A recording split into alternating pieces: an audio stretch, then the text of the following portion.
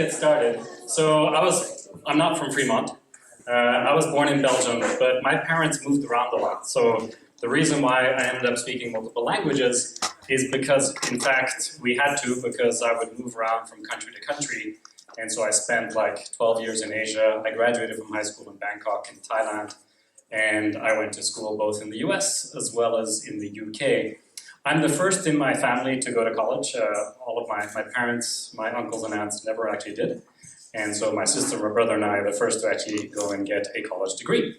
And although I was for a long time at Cisco, then I moved to, like Leah said, to Envision. I want to tell you a little bit about my journey and why I grew to care about green, the environment, and renewable energy. And so this is a picture of me when I was 10 years old. I created, it's kind of hard to see, but it was in the local newspaper, which sounds grandiose, but the Bangkok Post is not a very interesting newspaper, so they didn't have a whole lot of other news. So this is me, and I built what's called a solar still. So essentially you take aluminum foil and you create a parabolic dish, and you could use that to heat things. And in this case, my father was in the tapioca business. Tapioca is a root that people grow in Thailand. And they were using a lot of wood. They were burning wood to dry the tapioca chips. And I said, well, this is crazy. We're in a country with so much sun. Why don't we use the sun to heat the tapioca chips? So I built this thing out of styrofoam. And you could actually grill and dry whatever you like on it. But it worked. It was really cool. But it was actually really basic as well. This is not rocket science by any stretch. So let me tell you what is rocket science. And I'll explain this because this is really small font for those of you in the back. But we're here in the city of Fremont, which is sort of the emerging green capital of the world because we have solar companies, Tesla, all these companies so close by. But I'm not from the physics, mechanical engineering, or chemical side of this business. I'm a computer scientist. And you might be saying, like, why is a computer guy talking about renewable energy?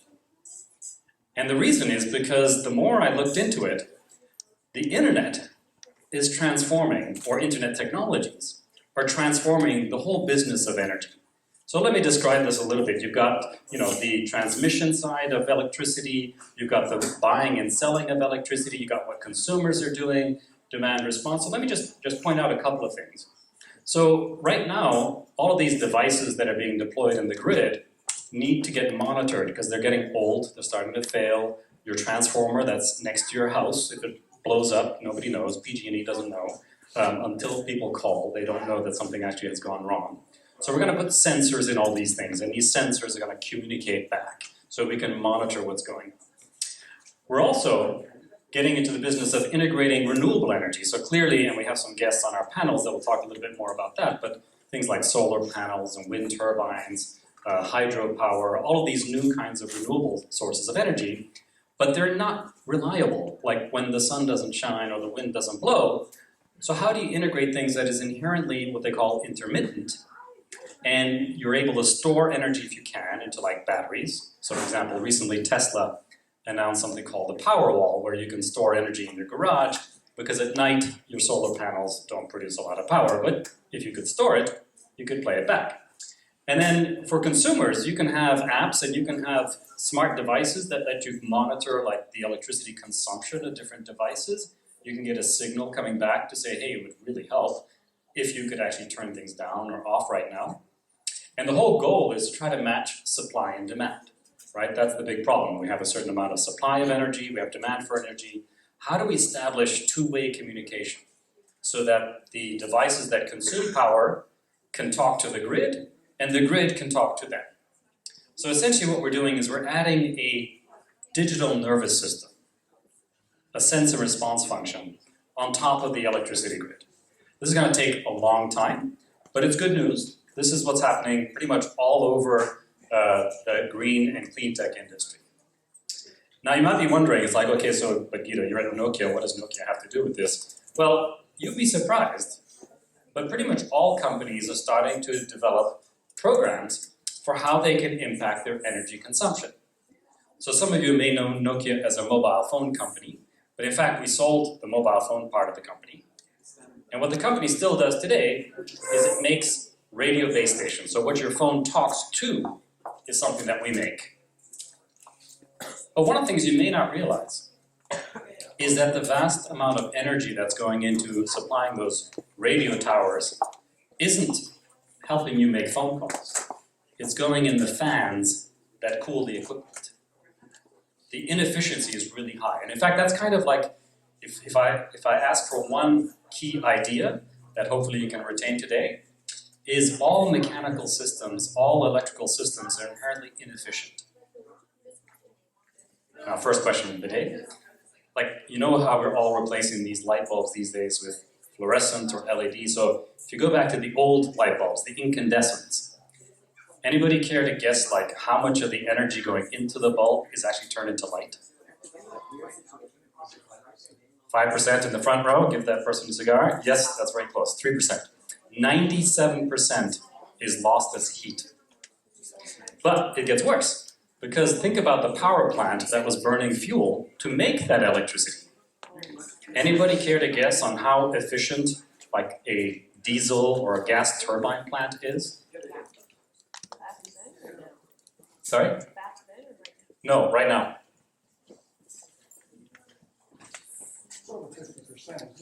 Well, the best gas turbines, yes, can get over 50%, but the older sort of coal or oil burning plants, they have an efficiency of about 35%. So if you think about it, you're already wasting 65% of the energy that's inherent in coal, and then you're throwing another 97% of that away, then finally you're getting to the light that you really want. So the challenge is, of course, all these systems are wasteful. So if you think about mobile phones, today we have what are called 4G networks. LTE is the 4th generation. Next is what we call 5G. And 5G networks are planned to essentially become about 1,000 times faster than today. So the good news for watching cat videos. However, the real problem is how much power is this going to use? Because 1,000 times faster also then implies a lot more power. But at Nokia, we've committed to essentially keeping the power consumption of our equipment flat. So that's a huge challenge. How do you make something consume the same amount of power as today while increasing its capacity or its performance 1,000-fold? So this is really hard. So when I was thinking about this and the world in general, boy, many years ago, it's easy to get kind of depressed, right? You think about, there's more and more people on the planet. We have about 7 billion people today. The forecast is will be 9 billion people by the time you all are adults. So how are we going to feed 9 billion people? Like, isn't all the farmland already used? And aren't we losing farmland to erosion? And like, what about the water? Like in California, of course, we feel that acutely here. So, what are we going to do for energy? What are we going to do for water? What are we going to do for food? And it's easy to get depressed. But I'm here to tell you why I'm not depressed. And I'll let you into a little bit of a secret. So the first thing is you have to distinguish between the fossil fuels, the things we extract, and then the renewable energies, things coming from the environment, which is wind, solar, hydro. And one of the things that's interesting, if you think about the price of oil, so, price of oil went up to 100 and something, now it's down to 60 something. But overall, if you look at it in the long term, the extractive energies get more and more expensive. Why? Because we got all the easy ones, right? The low-hanging fruit, the oil or the coal that was easy to extract, we got it. Now we're looking for it in harder and harder places, so it's cost more and more to extract. But think about renewable energies. It's a little bit like Silicon Valley. The technology that is in renewable energy gets cheaper and cheaper every year. And if you don't believe me, here are some small charts, I'll read them out. But essentially this is the average cost of wind energy, which has been essentially going down 40% since 2008. Wind energy is now the cheapest form of energy bar none. And it doesn't require water. It doesn't require any fuel. Then you have solar energy. The price of a solar panel has come down 80% in the last 5 years. And it still is continuing to drop. And then the last one is the price performance curve of batteries. So in large part thanks to Tesla, the prices of batteries have come down 40% over the last couple of years. And they will continue to go down. So what do you want to bet on? Expensive, wasteful energy that requires a lot of water from fossil fuels, or innovation that drives the cost of renewable energy down? So that's pretty cool. So I thought, okay, all right, there's a path to like clean, plentiful energy. But here's an aha moment that I had about 2 years ago. Think about your families, think about your grandparents, think about their grandparents, okay? Go back about 150 years. And in their world, which looked somewhat like this is meant to be a farm, by the way, everything was local. The water was close by, they carried the water from the well or the river. The fuel was close by, they would chop down wood and they would burn the wood and they would stockpile the wood. They would grow food locally as well, right? Typically on a farm. About 150 years ago, over 90% of people in this country worked on a farm. Today, less than 5% do. So what happened? Well, we went from like a world where everything was local to everything is global. Like those blueberries you had this morning, they probably came from a place like Mexico, or if it was during the winter, from Chile. Your bottled water may come from Italy. Your fuel may have been extracted in oil from the Middle East. So all of the things we now consume to live come from really far away. So think about that, local, global. And you're saying like, okay Guido, why are you telling all this?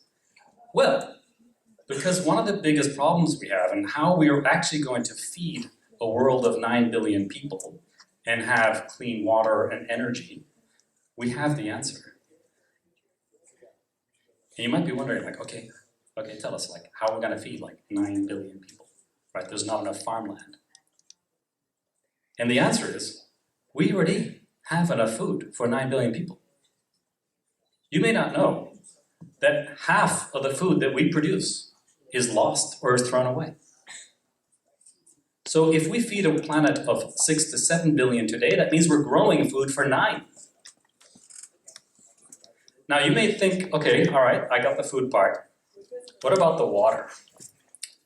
So in this country, on average, about 20% of the water that we clean and treat and everything else is lost in the leaks in the pipes. And in some parts of the world, it's actually much worse. Like in Istanbul, 60% of the water is lost in the pipes. So we go through all this effort to get the water and then to clean it up, and then we end up losing most of it. And in California, we spend 20% of our energy moving water, pumping it. Water is very heavy. And then even energy, like you think, okay, but electrons, right? Moving atoms, I get it, it's hard stuff. But moving electrons, you waste energy sending electrons through wires. The wires heat up, there's resistance, therefore, you lose about 6%. So what is the answer? Well, we have to make everything local again. Shipping stuff, especially bits, atoms, is wasteful. So what if we could have water locally, have energy locally, have food locally? What if we could grow everything we needed close by? Now, why don't people, for example, capture the rainwater that's on their roof? So just for kicks, one of the things that I sort of looked at was like, okay, in the US, if the average home is about 2,300 square feet, how many homes in the US get enough rain on their roof that if they were to keep it, would meet all of their needs? Anybody want to guess? What percentage? 60%, pretty close, about half. And in fact, even here in the Bay Area, which is pretty dry, most of the area around the Bay, not the inland valley, but the area around here, we get enough rainwater that we could be self-sufficient in water just from your own roof. If you had like a big barrel or a cistern, you could do that. So now here's the problem. Like, why don't we drink our own rainwater? The carcinogens in the air. The carcinogens in the air, good guess. Another one? You need to replenish groundwater. Yeah, but you're just keeping the stuff that's on your roof. It's not like everything else. I mean, so it's a small amount, so you could probably get away with it. Any other guesses? Yes? Your roof itself Your roof itself is is not very clean. not very clean, that's true, but you could filter it, right? I'm not suggesting drinking it straight out of the barrel. It's inconvenient. Well, you could pump it up, you could make it as convenient as you want to. So, with solar panels, you could already become self-sufficient, right, for energy, with a battery pack in your garage. Growing your own food is a bit more of a hassle, but, certainly water seems like low-hanging fruit. Well, actually, there's a real problem why, in fact, people don't live local like they used to. Because if you get things wrong, like if you don't have enough energy or enough food or enough water, you die. Okay? So that's why we went local, right? Because we felt that, look, if you drink your water and it has Legionnaire's disease or it has, all other kinds of nasty bacteria, the price for getting it wrong is pretty nasty. But I think that's where technology comes in. What if you had like a really good UV system that filtered everything, and maybe you start with using the water just for your washing machine and for showers, you don't drink it right away, as the technology gets better. But I think that is the big idea. How do we make everything local again? So here's a couple of predictions, and I know it's very difficult and dangerous to make predictions, especially about the future, but I'm gonna go for it anyway. So if I was in your shoes and I said, okay, gee, you're all sort of in your late teens, the next 15 years, what does the world look like? First, I predict renewable energy will become the dominant source of power. That's a bold prediction, because right now in California, solar energy is only like 5%, but I think it'll become that. The second, I think driverless cars are going to become the norm. I think your kids are not going to learn how to drive. They're not going to be allowed to drive. It's unsafe. Then we will start using our own water. I think that's going to be a big deal. We also will start growing food in cities. It's called urban farming. Think hydroponics. Think about greenhouses in the city that grow the food where we need it so that we don't waste as much of it. There's a whole movement of companies that are starting to do this. And then I think all new homes will become what I call net zero homes. And the ideal holy grail is there's no waste, there's no water loss, and they're self-sufficient in energy.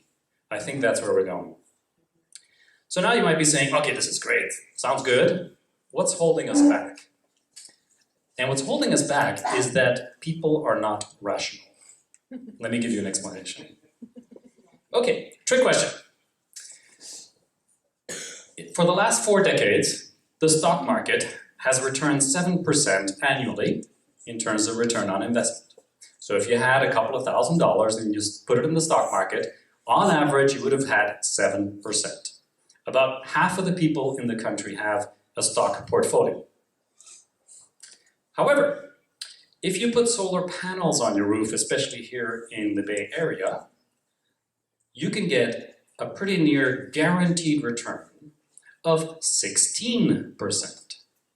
So now, raise your hand. How many people, given these two choices, would choose the option on your left? Nobody? Okay.